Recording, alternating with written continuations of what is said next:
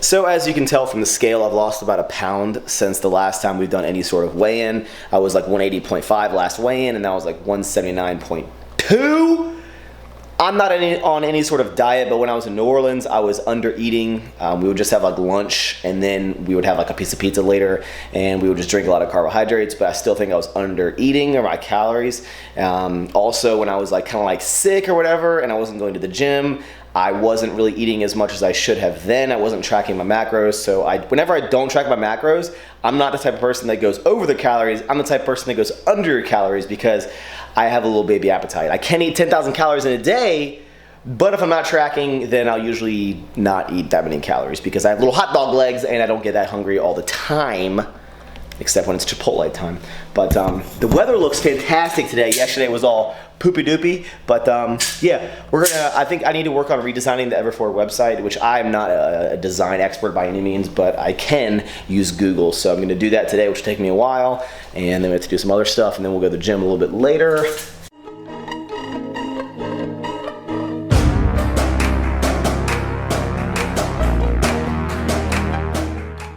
So one thing that I need to do is hire a fraud and loss protection team for Everforward. I think I might apply, but sometimes I deal with things called chargebacks, and what that means is that someone contacts their credit card company, says that it's a fraudulent charge, something they ordered that they didn't order, and then they get all of their money back. They potentially get the item if the item actually did get to them, and I get charged $15. So it's a lose-lose for me. And if the item didn't get to that person, then obviously I would hope they would have just emailed me and I would have handled it without having a chargeback. But like there's a lot of things that pop up that I should pay more attention to. Like this says that the person ordering an item, they'll be in a different country than their credit card is, or it says that the billing address is in a different country and the order is placed in the United States. It says that someone ordered through a web proxy which hides their IP address. So these are flags that I should look more into, but I just assume the best, that I'm like, oh, it just might be, I don't know, and then they're just ordering because they want to, get a cool item or support me or support the brand. It just sucks that I hope people wouldn't be trying to rip me off. But if there ever is an issue, like if you don't receive your item, email me because I will handle it, but I have to end up blocking these people or putting a flag on their account so then they can't order again without contacting me. So it's just frustrating, but that's something you deal with in business is loss. You always factor in loss to your business, unfortunately. So I have to deal with a couple of those today.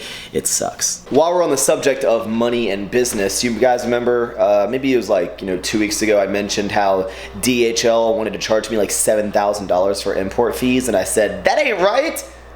Adjust that. Well, they finally did a bunch of research, whatever. I gave them a bunch of documentation and they adjusted it down to over $2,000. So it pays, or it saves you money, that if you see something fishy that is not correct, to contact it and don't just roll over and pay more monies. So we saved a couple $1,000. So thank you, baby Jesus. Holy crap, exhaust in this garage. Hold on, guys. So taking a little break before I film a video for my second channel. And now I'm a man of the people. I'm a man of the comments. So when you guys comment, you're like, Max, I want to see this and I don't see this. I gotta do it, right? And there was a comment in the last video that said, you didn't show you going to Chipotle. What's up with that? So guess where we're going? Guess where we're going? Look at that, gas prices are below $2. Well, not for me, but that's a good sign. Woo! So hot. So hot. Why is it so hot? So a couple things happened in that Chipotle experience. First of all, a guy asked if I was a personal trainer, one of the employees, which is good because that means it kind of looks like I lift. Second of all, I didn't know it was my free one today because you can get like double or even triple meat, I think, for free. I know for sure double. And then they're like, oh, this one's free. And I was like, well, dang it, I should have gotten double meat. So what they did is they gave me a side of steak at the end. I was like, please. They're like, you know what? Because you look like you're a cool guy, we're gonna give it to you, right? So, super duper. Hot as hell, windows down, AC up, butt cooler engaged. Also, the Chipotle here is 42 cents cheaper in tax than the one I used to eat at every day in Chipotle. Saving money, woo! I just passed a lady and she was walking like a little baby corgi puppy. Corgis are so funny looking. They're so awesome. If you guys, I know I always tell you to follow me on Snapchat, but a lot of people send me stuff on Snap. If you have like a Shiba Inu or like an Akita, is Nikita, right? That's the name of the dog. And or a corgi, send me snaps all day. All day. Oh, baby. All right, back to work. By the way, I've mentioned this before. Go grab one of these Nando's sauces. These are the ones I like, the medium and the garlic. And put a little bit in there. It's delicious. And just in case you wondered, of course I bit my lip again while I was eating that Chipotle. Miserable. My body hates me. So for the past like 45 minutes, I've been on the phone with Capital One trying to figure out, because I paid off my Jeep and I was like, why don't I have the title to my car yet? And I called them. They're like, oh, you need to call the DMV. I was like, perfect. Can't wait. Call the DMV. They're like, we're experiencing high call volumes.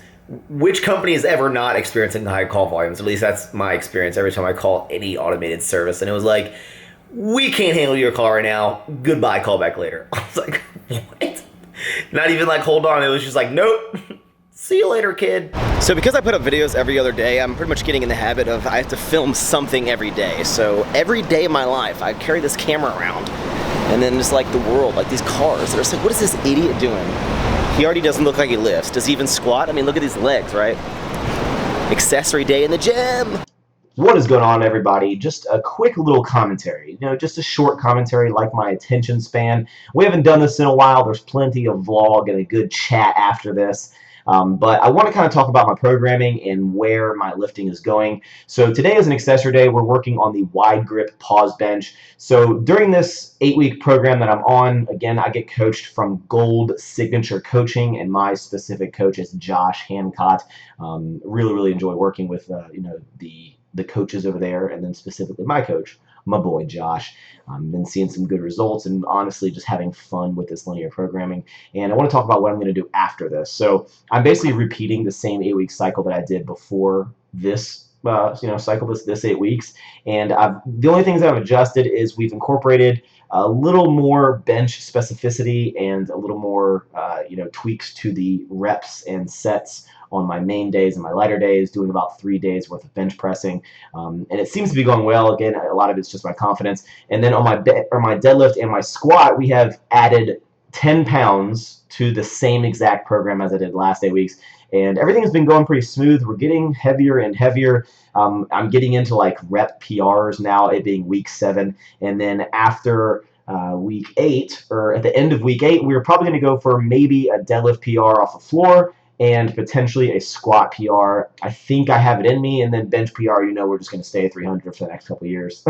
But after this program is up, honestly, what I'm going to do is probably chat with my coach, and we'll kind of go back and look at how this 8 weeks went, see how the speed was on my reps, and see where I have sticking points, maybe adjust. Will I rinse and repeat this exact same cycle? I'm not sure. I think I'm ready to kind of switch it up. I've been doing the same kind of training style for the past, I guess, 24 weeks or so. So I think I'm ready to maybe make some minor tweaks, maybe add in a little bit more weak point training, specifically on my bench. I really have been enjoying getting back into the slingshot, which you'll be seeing in upcoming videos.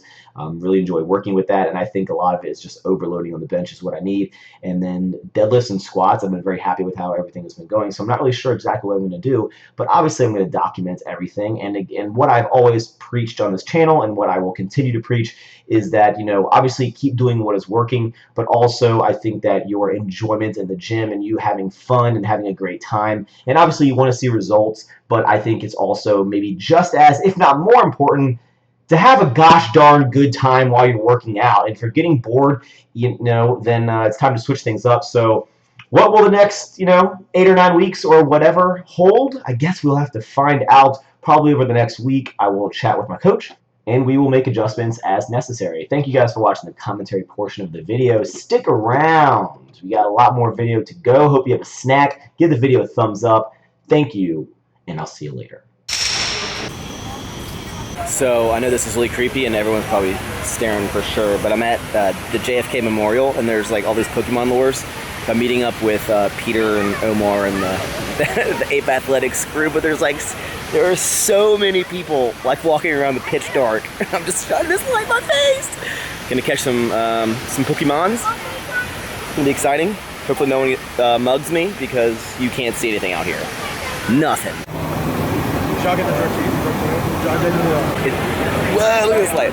It's actually, god damn, this light bright. It's bright. It's actually kind of ridiculous how many people are here, but I have caught a Doug Trio and a Magnite. What a time to be alive. It is spooky Maxx. Oh yeah, my first, no. Is it focusing? Yeah, but... Really? Oh baby. Ooh. This one's gonna be a toughie, guys. Toughie. Damn, this showing 1,000. I got him. Oh my god. Yo, there's a Magmar back over there. Thanks, man. The mag asshole is what he is. There we go. There you Great curve. Yes. I have only 141. All right, so Peter has almost every single scroll, man. Every single one you can get. I need muck. Wait, what's the other one? It's 83. I think that's Farfetch. The bird. Oh, right. Dude, God, that's so insane. Currently chasing this Dragonite. Don't mess up. Oh, excellent throw. You got it. You got that. I'm calling it. God, I have 3 Ultra Balls left. Can I catch it with a Great Ball? Gotta be clutch, man. Yes! I want to thank my mom, thank my brother, thank everyone for the support out there. Oh my gosh, what a time to be alive. 12:35, not that shabby. Super duper. All right, so as a celebratory victory meal after that Dragonite, Peter and myself got some Afghan kebabs, chickpeas and salad. I get the exact same thing every single time. Beef, chicken, was it chicken curry? Is that what it's called? Yeah. I don't know. I've never. I think it's called chicken curry. Spinach rice, potatoes. Ooh, nan. What's your name? It's midnight? 12:08 in the morning. Perfect carbs at night. What is going on, guys? So to wrap up this video, I want to talk about the warehouse space. If you're not familiar, maybe you're like brand new to the channel, I'll put a video down in the description below. It's when I pulled like 600 pounds. I show the warehouse space that I'm talking about. So myself and 2 other business partners are looking to open a warehouse, right? And it's going to be, a gym. It's not going to be a public gym because that's a huge undertaking in itself to make something public, especially when none of us have ever done anything like this. So initially to just be something that we can, run inventory out of for clothing and do a lot more promotions and just take everything that we're doing in our personal businesses kind of to the next level. And I'm very, very excited to say that we are, I don't want to jinx it, but we should be signing the lease like this week or next week. And now what does that mean, right? What does that all mean, Basil? It means that some big things are changing. So one, big things are going to be changing on this YouTube channel because it is not like a turnkey warehouse, right? It's going to be a long documentation. I'm talking like weeks and months of, renovating it, getting equipment, installing equipment, making fixes, making changes. We have to tear down walls and change doors, and I want to document everything. I want to make a huge, long, dragged out series about all the work that is going to go into this and the business side and like the money of how much it costs and everything. That will bring me to number 2, and that is going to be the huge risk, right? There's a huge financial risk that goes along with something like this because it's a 3-year commitment for myself and my 2 other business partners. So I think it's very important to take risks. Sometimes you should take risks that are kind of calculated and have a little bit of safety behind them. And you should also do some that are maybe a little bit reckless and you don't really know what's going to happen, because that, I think, is where you'll make a lot of change in your life. And I'm ready to assume that risk. I'm ready to take on that financial risk and see what happens. I think this is the start of something amazing. But it also means that I will be staying here in Virginia for the next 3 years, right? Because the lease is for that. So it puts me here. And then finally, it's going to be a big change for me because I'm going to be very happy to kind of separate my life from business in terms of like my apartment. So I no longer will have like inventory in my apartment, doing launches out of my apartment, which will be kind of a weight off my shoulders, because then I can kind of like disconnect. When I come home, there's no like work here. Maybe I'll like edit a video, I'll see I have my computer here, but I won't need to like pack orders and do all this customer service and do everything here. When I come home, I can just disconnect and relax, and it's something I'm very excited about. Obviously with me leaving my job, a thing I was waiting for was this warehouse to happen, and obviously I left my job a couple weeks before or a month before this warehouse actually happened. But I'll be you know, going 100% into this and going full force, kicking everything into overdrive on this channel and in my life. And I'm very excited to take everything up a notch and bring you guys amazing content, and also just hopefully I evolve as a human and I can, like, you know, inspire people to kind of go after what they want, and maybe, you know, maybe inspire some people out there to take some risks, whether or not it'd be smart or not. And if it's not a smart risk, then you didn't hear it from me. But big things are coming, guys, very, very soon. Keep your fingers crossed. We might get the keys and start everything as early as September 1st. So I'm very excited. Leave a comment down below if you want me to, like, document everything about this gym. Warehouse, business, life change. I thank you guys for the support. If it wasn't for all of you, I would not be at the point where I'm at now, where I'm able to take this gigantic leap in my life. And it is a huge leap. This 3-year warehouse space is a big deal. It's a big, big deal. And I'm not scared at all. I'm ready. I'm ready. I'm ready. So now I'm gonna eat this peanut butter and jelly sandwich. Yum, yum, yum. Hope it don't bite my mouth. I have to go do some heavy ass squats. Some squats. I think like 440 pounds or something. You'll see it in the next video. So thank you guys for watching. Hit the thumbs up button. Leave a comment down below with what you want me to document and film. And, you know, cheers, guys, to the next step. The next big thing is coming. And I'm not talking about my legs. See you later. God, I hope that thumbnail was good. I hope that made you guys click on the video. Please, please. I hate making thumbnails. Why does my voice crack? One day I'll hit puberty.